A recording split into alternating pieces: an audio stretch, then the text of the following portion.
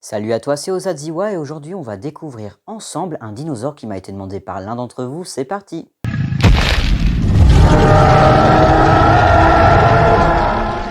Avant d'aller plus loin dans la vidéo, je tiens à vous informer que c'est aujourd'hui que débute officiellement notre collaboration avec Plantosaurus Illustration, une paléo-artiste au talent incroyable qui va réaliser spécialement pour nous chaque semaine une illustration, à incorporer bien évidemment dans la vidéo du mercredi.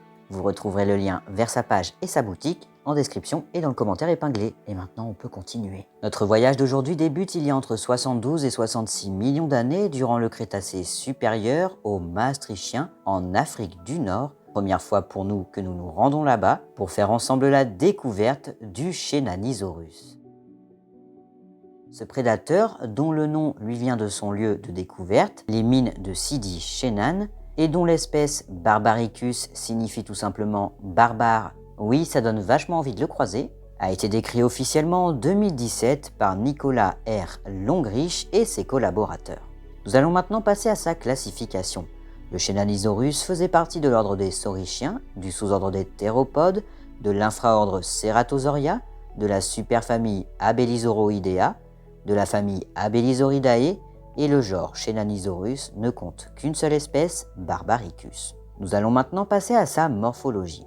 Alors avant de partir là-dessus, attention, il est important de comprendre que ce dinosaure n'est connu que grâce à des fragments de mâchoire et des dents.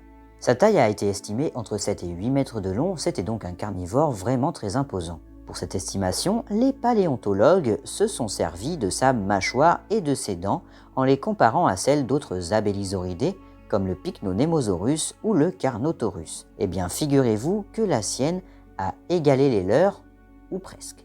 Certains éléments de sa mâchoire révèlent quelques différences avec les autres Abelisauridés, ce qui lui a valu la création d'un genre bien distinct. Bon, bien évidemment, je ne peux pas tous vous les énoncer parce qu'il y a beaucoup de jeunes sur la chaîne et que beaucoup ne comprendraient pas ce dont je vais parler. Mais celle qui est la plus flagrante, en gros, est en fait la petitesse de ses dents. Car oui, elles sont vraiment très petites, mais il n'y a pas que ça. Elles sont aussi courtes, ce qui pourrait signifier que son museau était bien plus court que celui du Carnotaurus. Ils ont également trouvé des foramen sur sa mâchoire. Je vous rappelle que les foramen sont en fait un ensemble de petits orifices qui parsèment les os et qui en fait reflètent la présence d'un réseau nerveux et sanguin vraiment très riche. Et comme chez le Baryonyx ou encore chez l'Ankylosaurus que nous avons vu tous les deux sur cette chaîne, eh bien cela pourrait signifier qu'il était capable de détecter les vibrations. En gros, son museau devait être vraiment très sensible.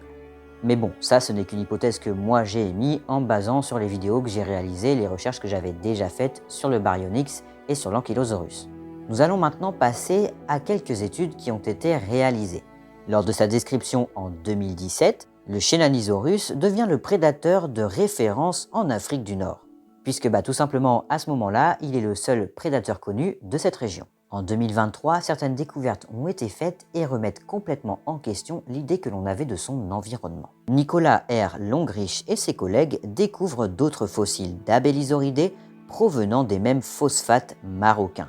Donc le Chenanisaurus, que l'on croyait être le seul prédateur de cette région, ne l'était pas. Les chercheurs aujourd'hui, au vu des ossements découverts, pensent que 3 Abelisauridés différents vivaient dans cette région avant la grande extinction. Et c'est là que ça devient intéressant concernant son environnement puisqu'on suppose qu'il était plutôt marin. Alors l'environnement, pas le prédateur. Pourquoi? Eh bien tout simplement parce qu'il a été retrouvé dans un gisement de phosphate marin, avec autour de lui des ossements de mosasaures, de tortues géantes, de poissons et j'en passe. A savoir d'ailleurs que les autres fossiles d'Abelisauridés ayant été découverts l'ont été au même endroit. Maintenant, je sais ce que vous allez me demander, quelles étaient ses proies. Au vu de sa potentielle taille, on peut aisément penser qu'il pouvait chasser de grands herbivores, comme par exemple les titanosaures. Bon, les adultes ne devaient pas être simples à chasser, mais les jeunes, les malades et les petits papis, il devait en faire qu'une bouchée. Il chassait aussi très probablement des hadrosaures, d'ailleurs l'un d'eux a été retrouvé au même endroit, l'Agenabia odysseus, qui faisait très certainement partie de ses proies puisqu'il était plus petit que les titanosaures. Donc c'était une proie plus facile. Il était aussi très probablement charognard comme la plupart des grands prédateurs. En revanche, on est incapable de savoir s'il chassait en meute ou tout seul. Nous arrivons maintenant dans la dernière partie de cette vidéo, la conclusion. Vous l'aurez compris, le Chenanisaurus est encore très mystérieux. Ce qu'on suppose savoir de lui n'est basé que sur un morceau de mâchoire et des dents, Il faut donc bien comprendre qu'absolument tout ce que je vous ai dit n'est qu'hypothèse. Bon, en général, tout ce qui concerne les dinosaures n'est qu'hypothèse, mais pour lui, ça l'est encore plus, parce qu'on n'a vraiment pas grand-chose. Pour ce qui est de ses proies, aucune trace de dents de Chenanisaurus n'a été retrouvée sur des fossiles d'hadrosaures ou un quelconque autre animal, donc on ne peut pas être certain non plus des proies qu'il chassait. Mais malgré toutes ces zones d'ombre, j'espère néanmoins qu'un jour, nous trouverons un fossile un petit peu plus complet qui nous permettra d'en apprendre un petit peu plus sur ce fascinant prédateur qu'est le Chenanisaurus.